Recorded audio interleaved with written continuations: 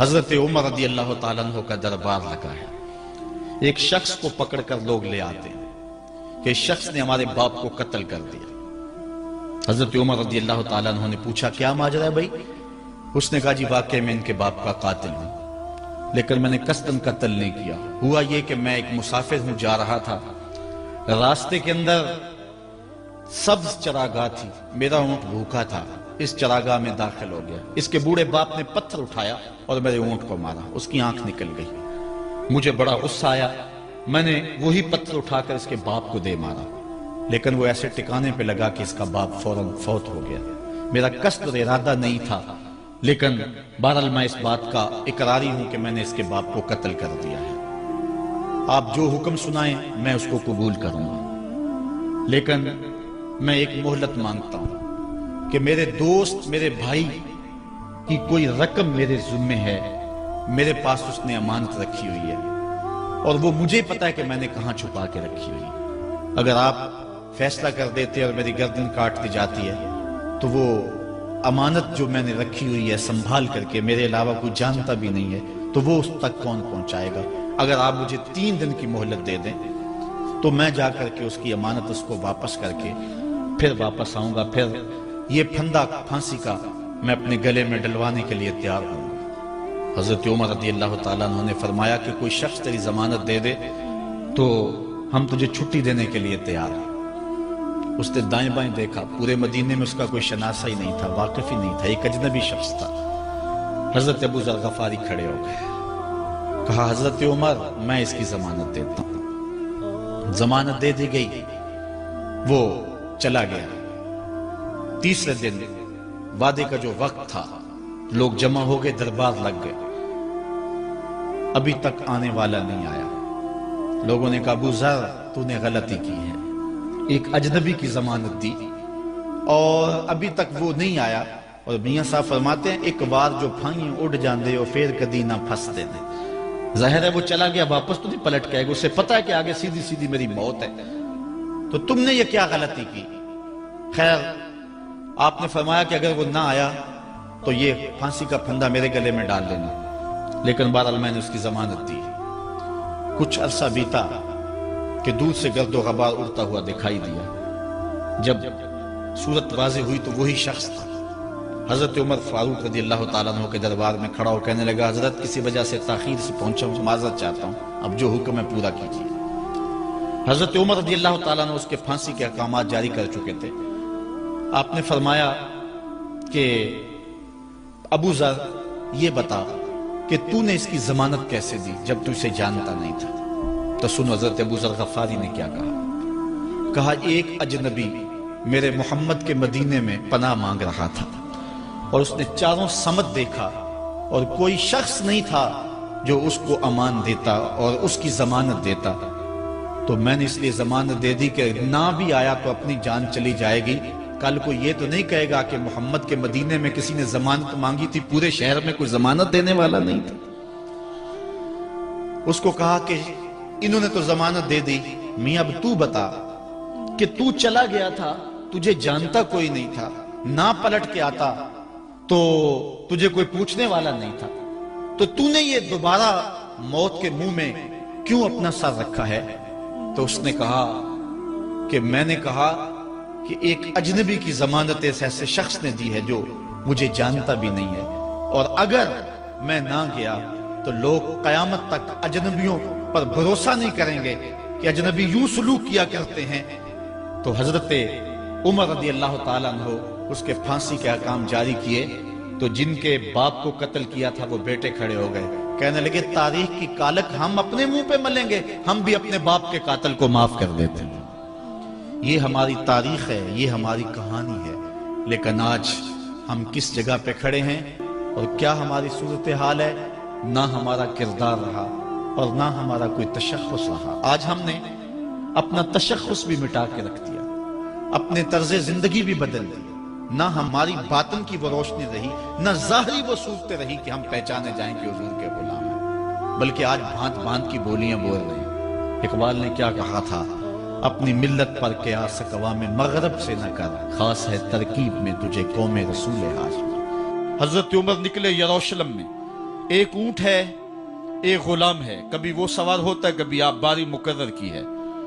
جب قریب پہنچے یروشلم کے تو عمر کی باری نکیل پکڑنے کی اور غلام کی باری اوپر سوار ہونے کی آ گئی۔ غلام نے کہا آقا میں مرضی سے اپنی باری چھوڑتا ہوں، آپ آ جائیں، دشمنوں کے مفتوحہ علاقے میں آ رہے ہیں، تازہ تازہ علاقہ فتح ہوا ہے، اسلام کی شان و شوکت ظاہر ہو۔ عمر نے کہا اسلام کی شان و شوکت ایسے ظاہر نہیں ہوتی ہے، اپنی باری پہ تم بیٹھو گے، اپنی باری پہ میں بیٹھوں گا۔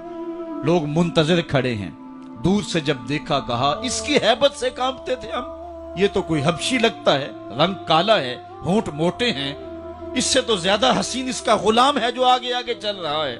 حضرت ابو عبیدہ نے کہا دھوکہ کھا رہے ہو، ہمارا آقا وہ نہیں ہے جو اونٹنی کے اوپر سوار ہے، ہمارا آقا وہ ہے جو لگام تھامے آگے آگے چل رہا ہے۔ حضرت عمر رضی اللہ تعالیٰ عنہ کو آگے بڑھ کے جابیہ کے مقام پہ حضرت ابو عبیدہ بن جراح نے استقبال کیا، تو حضرت عمر آگے بڑھے اور انہوں نے آگے بڑھ کر کے حضرت ابو عبیدہ کے دونوں کندھوں پہ ہاتھ رکھا، اور سنو حضرت عمر نے کیا کہا لا الہ الا اللہ انا کنا اذل قوم فاعزنا اللہ بالاسلام۔ کہا کہ لا الہ الا اللہ، اے ابو عبیدہ بن جراح، ہم ایک ذلیل قوم تھے اور اللہ نے ہمیں اسلام کی وجہ سے عزت عطا کی ہے، اور میں تمہیں ایک تاریخ ساز بات کہنے لگا ہوں، اور وہ یہ ہے کہ جب تک ہم اس عزت والے اسلام کے دامن کو تھامے رہیں گے ہماری عزت قائم رہے گی، اور جب اسلام کے علاوہ کسی اور جگہ سے عزت ڈھونڈیں گے تو رسوا کر کے رکھ دیے جائیں گے۔ یہ ہے وہ خلاصہ جو حضرت عمر نے امتوں کے عروج و زوال کا بیان کیا ہے۔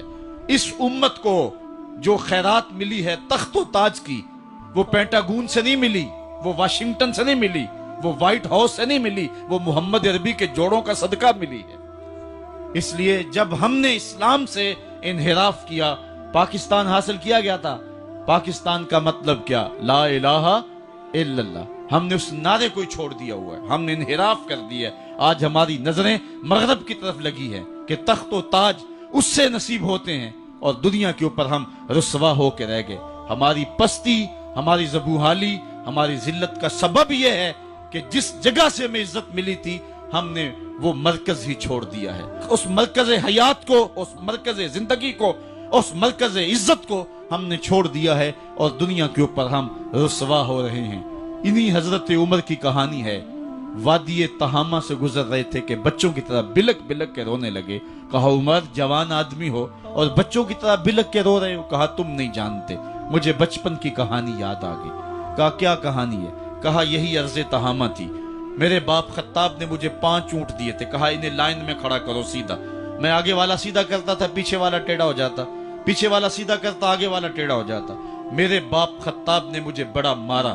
کہا ایک عرب کے بیٹے ہو کے تم سے 5 اونٹ لائن میں کھڑے نہیں ہوتے؟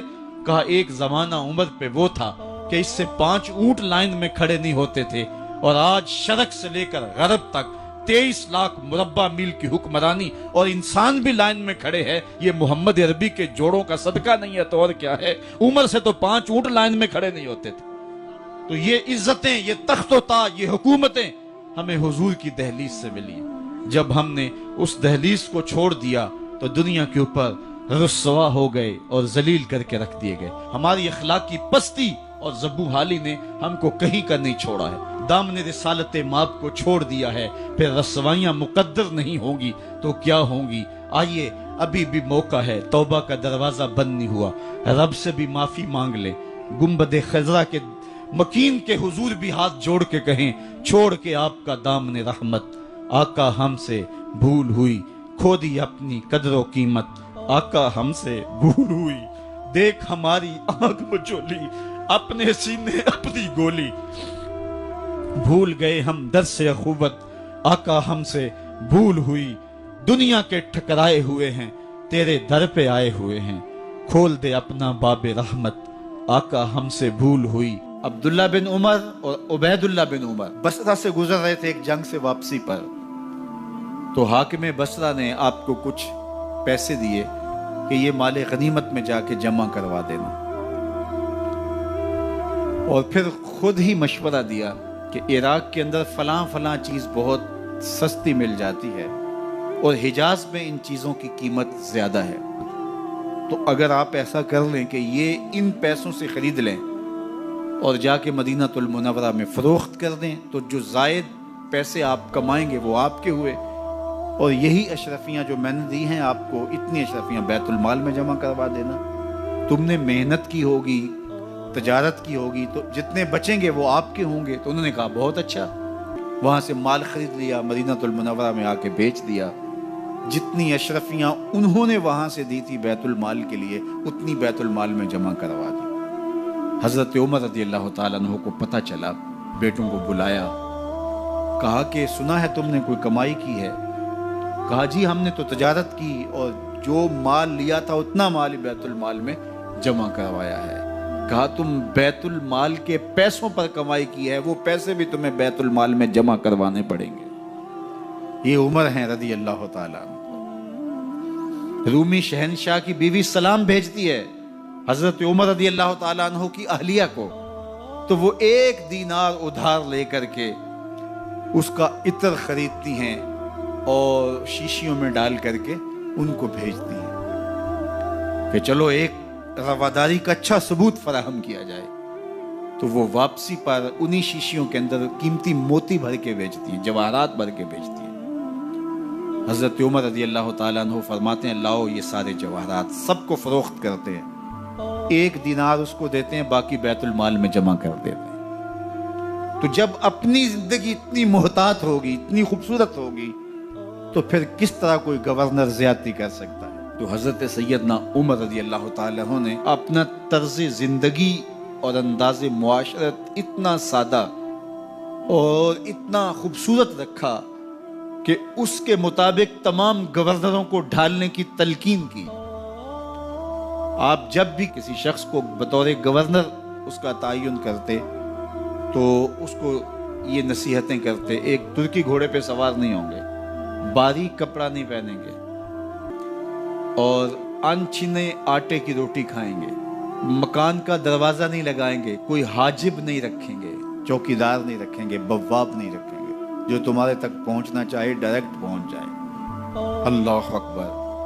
اور پھر جب کسی کو متعین کیا جاتا اس کی جائیدادیں لکھ لی جاتی کہ اس کے پاس کتنی جائیداد ہے، وہ حساب اپنے پاس رکھتے. اور جب وہ معزول ہوتا یا اس کا وقت ختم ہوتا تو آپ دیکھتے کہ اب اس کے پاس جائیداد کتنی ہے. اگر وہ جو پہلے آپ نے اپنے پاس ریکارڈ رکھا ہوتا اس سے جائیداد اس کی زیادہ ہوتی تو حضرت عمر بقیہ جائیداد بیت المال میں جمع کرتے. اللہ اکبر. اور یہ کیسے تھا؟ گورنر بول نہیں سکتا تھا، اس لیے کہ حضرت عمر کی اپنی بود و باش بھی اسی طرح کی تھی، اپنا طرز زندگی بھی اسی طرح کا تھا. مال غنیمت میں بہت ساری چادریں آتی ہیں جو سب کو تقسیم کر دی جاتی ہیں. خطبہ جمعہ دینے کے لیے آئے تو ایک شخص کھڑا ہو گیا. عمر خطبہ بعد میں سنیں گے، پہلے یہ بتائیں کہ یہ جو تم نے قمیض پہنی ہے یہ کہاں سے آئی؟ مال غنیمت کے اندر جو چادریں آئی ہیں سب کے حصے میں ایک ایک چادر آئی. آپ داراز قد ہیں، ایک چادر سے قمیض نہیں سل سکتی، تو آپ کی قمیض کہاں سے آئی؟ پہلے اس سوال کا جواب دے دیجئے، پھر خطبہ سنیں گے. اللہ اکبر. آپ کے بیٹے کھڑے ہوتے ہیں، کہا ایک چادر سے میرے باپ کی قمیض نہیں بنتی تھی، میں نے اپنے حصے کی چادر بھی اپنے باپ کو پیش کی ہے. اس نے کہا اب سناؤ اور ہم سنتے ہیں. یہ ہے حضرت عمر رضی اللہ تعالیٰ عنہ کی اپنی ذاتی زندگی. ایاز بن غنم کے بارے میں یہ پتہ چلتا ہے کہ وہ موٹے کپڑے نہیں باریک کپڑے پہنتا ہے. اس نے گھر کے دروازے پر بواب بھی رکھا ہوا ہے، چوکیدار بھی رکھا ہوا ہے. تو حضرت عمر رضی اللہ تعالیٰ عنہ محمد بن مسلمہ کو بھیجتے ہیں. محمد بن مسلمہ جاتے ہیں اور جا کے تحقیق کرتے ہیں تو ایسا ہی پاتے ہیں، تو ان کو وہیں گرفتار کر کے لے آتے ہیں اور حضرت عمر کے دربار میں پیش کیا جاتا ہے. چھڑی اس کے ہاتھ میں دے کر فرماتے ہیں جاؤ تم بکریاں چرایا کرو، تم گورنری کے لائق نہیں ہو. ایک گورنر کو بکریاں چرانے پہ لگا دیتے ہیں اس لیے کہ تم نے ان اصولوں سے، ان ضابطوں سے انحراف کیا ہے جو ایک سلطنت کے ذمہ دار کے لیے لازم اور ضروری ہیں. دور موجود کے حکمرانوں کو چاہے وہ عرب کے حکمران ہوں چاہے وہ عجم کے حکمران ہوں، اگر وہ اسلام کا نام لیتے ہیں تو انہیں اپنے اعمال کا جائزہ لینا ہوگا کہ ہم کھڑے کہاں ہیں۔ حضرت عمر بن عبدالعزیز جو کہ اموی خاندان کے چشم و چراغ تھے، لیکن ان کا مزاج سب سے ہٹ کے تھا، انوکھا اور نرالا تھا۔ سلیمان نے ساری زندگی تخت و تاج کی بسر کرنے کے بعد سوچا کہ میں ان کو اپنا نائب بناؤں۔ تو خیر جب ان کا انتقال ہوا تو لوگ دمشق کی جامع مسجد میں جمع ہوئے اور وصیت نامہ پڑھا گیا۔ تو حضرت عمر بن عبدالعزیز کھڑے ہوئے، فرمایا لوگوں نہ تو میری منشا تھی کہ مجھے خلیفہ بنایا جائے اور نہ مجھے اس بات کا علم تھا، یہ میری منشا اور آپ لوگوں کی مشاورت کے بغیر کیا گیا ہے، میں اس سے دستبردار ہوتا ہوں، آپ جس کو چاہیں اپنا خلیفہ مقرر کر لیں۔ تو لوگوں نے کہا آپ ہی ہمارے امیر ہیں، آپ ہی ہمارے خلیفہ ہیں۔ تو آپ نے فرمایا کہ جب تک اللہ کی اطاعت کرتا رہوں تب تک تمہارا خلیفہ رہوں۔ اور پھر آپ نے حکم نامہ جاری کیا کہ میری جتنی جائیداد ہے ساری بیت المال میں جمع کروائی جائے، اور جتنے بھی اموی شہزادے تھے ان کی جائیدادیں جو لوگوں کی ضبط کی ہوئی تھی سب کو بھاگ سرکار ضبط کرنے کا حکم نامہ جاری کیا۔ مسجد سے باہر نکلے تو آپ کے لیے شاہی سواری لائے گی، فرمایا میرا خچر کافی ہے میرے۔